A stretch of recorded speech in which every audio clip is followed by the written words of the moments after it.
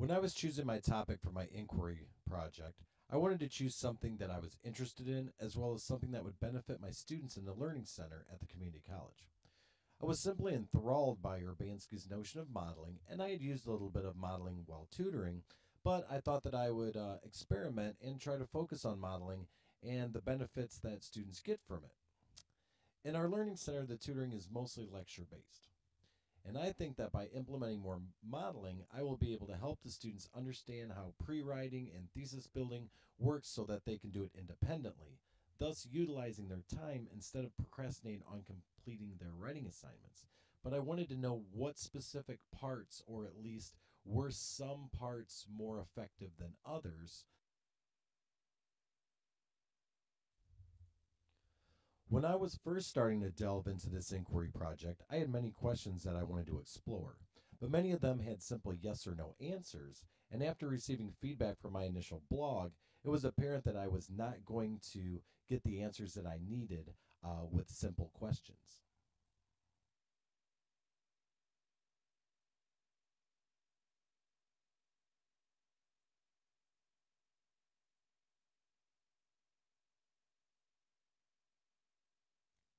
Rather, I really wanted to know in what ways the modeling had enhanced their understanding of the writing process and increase their quality of their work so that I could end up helping students that may be struggling to get started on their papers by being able to streamline my modeling to a point to where they can get the most benefit from it using the points that work and maybe changing out the points that might not work with other ones that might work. I really liked Urbanski's article and the concept of teaching by example so that they can see the process unfold and of showing students that everyone can struggle when modeling, even instructors and writing consultants, and at every time and again, it's perfectly normal. I also got a lot of good information from Angelo's article entitled Interactive Techniques, where he gave many different techniques for modeling, two of which were the inspiration for a couple that I came up with, but I'll discuss that later on in the presentation. They aided me in being able to use these techniques while modeling. And I also enjoyed Hackathorn's article that showed that active techniques in the classroom actually do aid in increasing learning, which is very pertinent to my inquiry. Uh, that is kind of like part of the heart of my question. I wanted to know, does it, but not only does it, but in what ways? Um, Also, our weekly discussions have also helped me to try and be more interactive and less static. So that has definitely been a good source, each and every one of my classmates and the ideas that they have in helping me to ultimately work through this project and try to answer my question. The research that I used was from 8 student visits to the Learning Center. I initially wanted to use 12, but I was only allowed by administration to sample a smaller number than I wanted to since I was on their time and they didn't want the students to be put off or intimidated into not coming back by the additional paperwork that they were subjected to by my inquiry. I met with each of the students twice. Once was for their first paper, which was either the This I Believe paper in English 103 or My Journey to SMC in English 101. Now, both these papers are narrative essays where the student is writing about themselves, and it ends up being a pretty good gauge at the beginning of the semester for instructors to see where each student's writing skills are by having them write this sort of diagnostic paper. So, some of the tools that I used, as I stated earlier, were inspired by Angelo's article. This article had many examples of active techniques, I think almost 80, and I used it to create something that I ended up calling the outline thesis template. So, this outline thesis template is a template that I used throughout my inquiry to aid the student to be able to go through the pre-writing process more efficiently. The aid that I ended up using was a simple idea map. I have used idea maps before, and I thought that it was uh, a very creative and visual way for students to be able to get some of their ideas out on paper, so that can help them to work through the creative process when they are in their pre-writing stage and looking to form a topic and how they're going to focus on that topic. There, I ended up making a rubric for the sample data. I made rubrics for the first meeting and the second meeting. And this was basically just for me to assess at the end of the consultation where I felt that the students' skills were as far as brainstorming, outlining, and thesis building. I also made sure to leave a part at the bottom where I could put notes pertaining to each specific student. That way, I could look back on it when I was compiling my data to remind me of the specific assignment or that specific student and any areas of concern or areas where I felt that modeling could be effective. So as you can see, I have 3 samples of my rubric. My rubric is split up into 3 categories. Those 3 categories are brainstorming, outlining, and thesis. Now, the rubric scale goes from left to right and is excellent, competent, and needs work. I felt that I would use a rubric like this so that I could gauge where I felt that the student's work was at the end of the consultation. It also gave me a little bit of room to be able to jot down any notes or anything that I observed about either the student's work or their interaction in the consultation. So, as you can see, this is a sample of the independent student modeling. I ended up giving out the template that I showed earlier in this presentation that was based off of Angelo's article, one of the tips that he had. And we basically went through and had a modeling exercise where I gave her a blank sheet and then I took a blank sheet. Then I first showed her how I filled it out. I didn't start from top to bottom. I did start with the topic, which is at the top, but then I skipped the introduction and I went to my thesis points. I was showing her how to get a little bit more focused. Just talking about 3 things. I kept my modeling exercise very basic. I actually ended up doing mine on pizza, and then it was 3 reasons why I like pizza. So I was making a thesis statement out of that, but I know it was simple, but it was at least a good modeling exercise for her to see, hey, here's how we narrow it down so that you can end up getting a focused thesis statement and you can start working through and seeing how each part of the essay fits together and in what order it fits together. She took this home and she brought it back. She brought hers back filled for our second meeting when she was assigned her informative essay.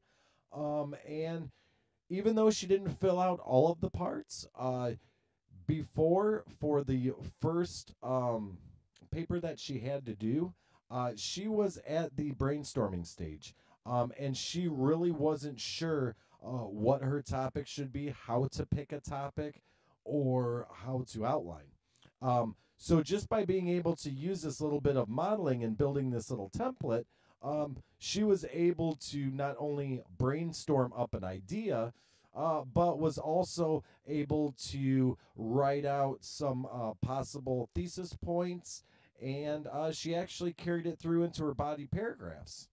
So I definitely think that this proved to be a benefit for this student.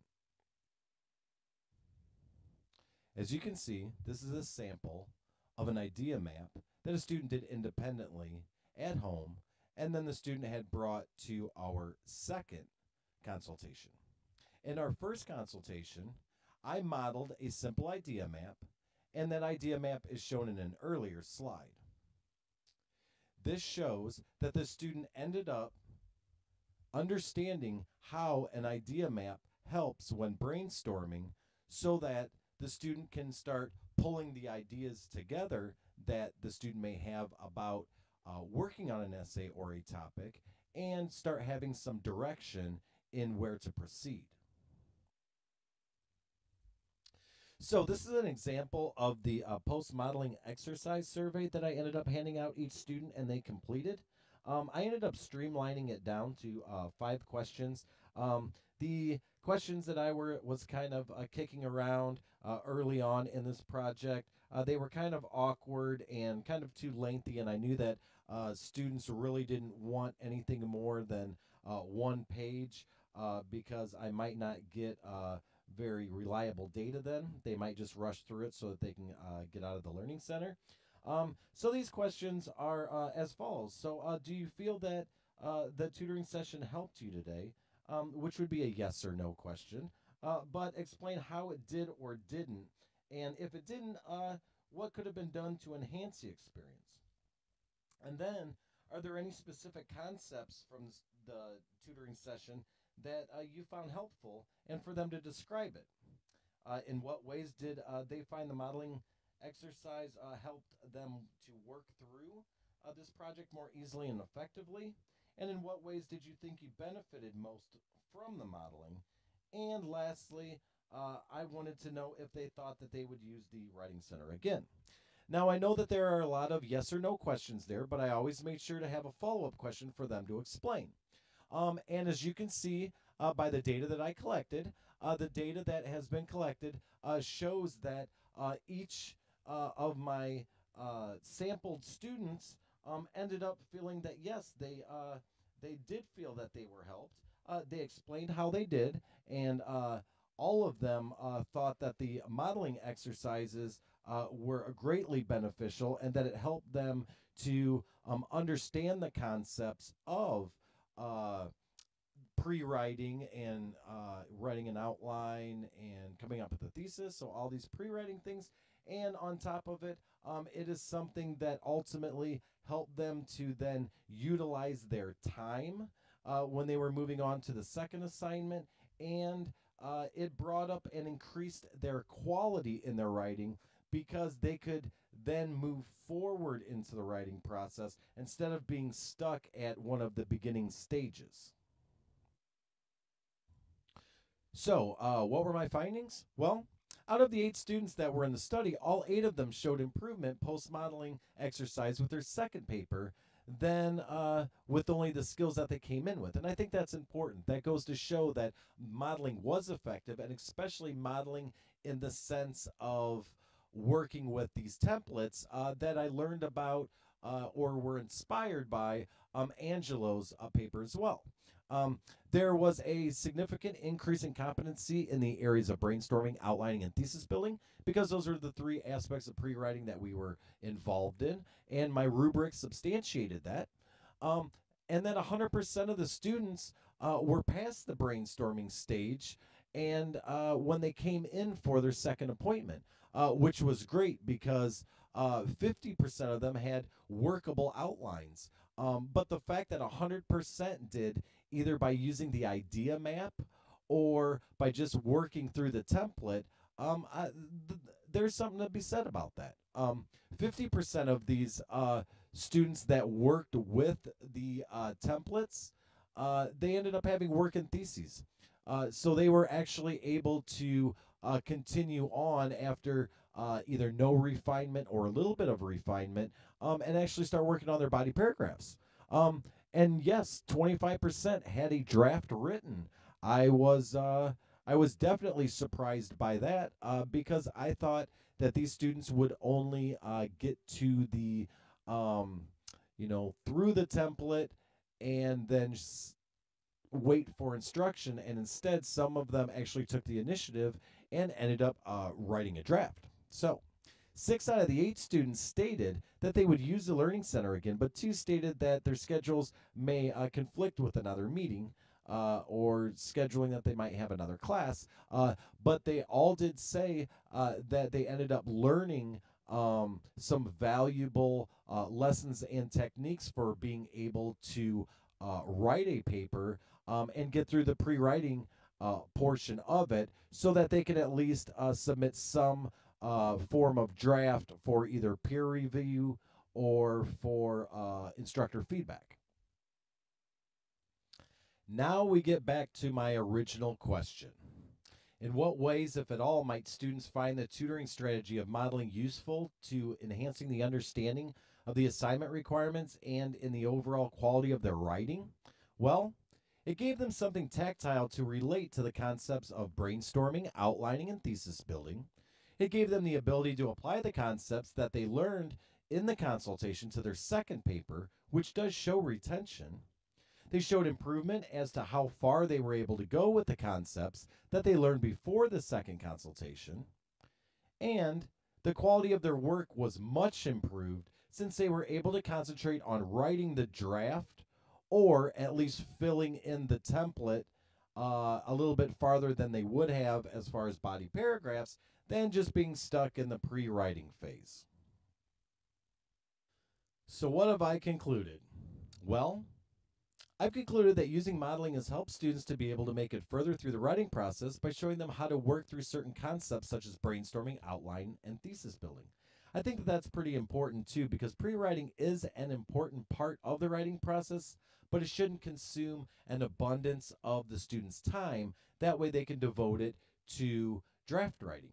I also concluded that Angelo's techniques of empty outlines and focus listings helped me to develop the outline template that I modeled to show how to outline and come up with a thesis. And furthermore, using an empty outline in the form of an idea map helps some students as well.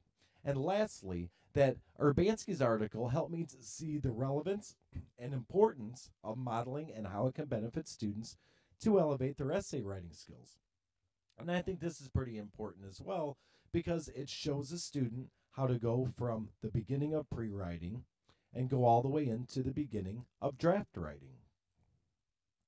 Well, if it carries through um, in different subjects, we have a big nursing school.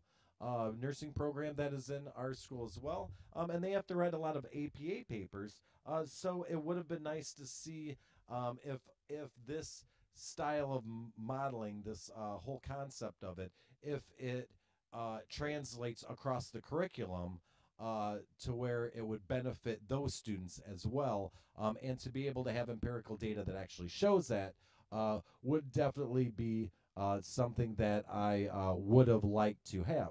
However, I think that due to my resources that I had and my available time, I believe that I learned a lot from this inquiry project.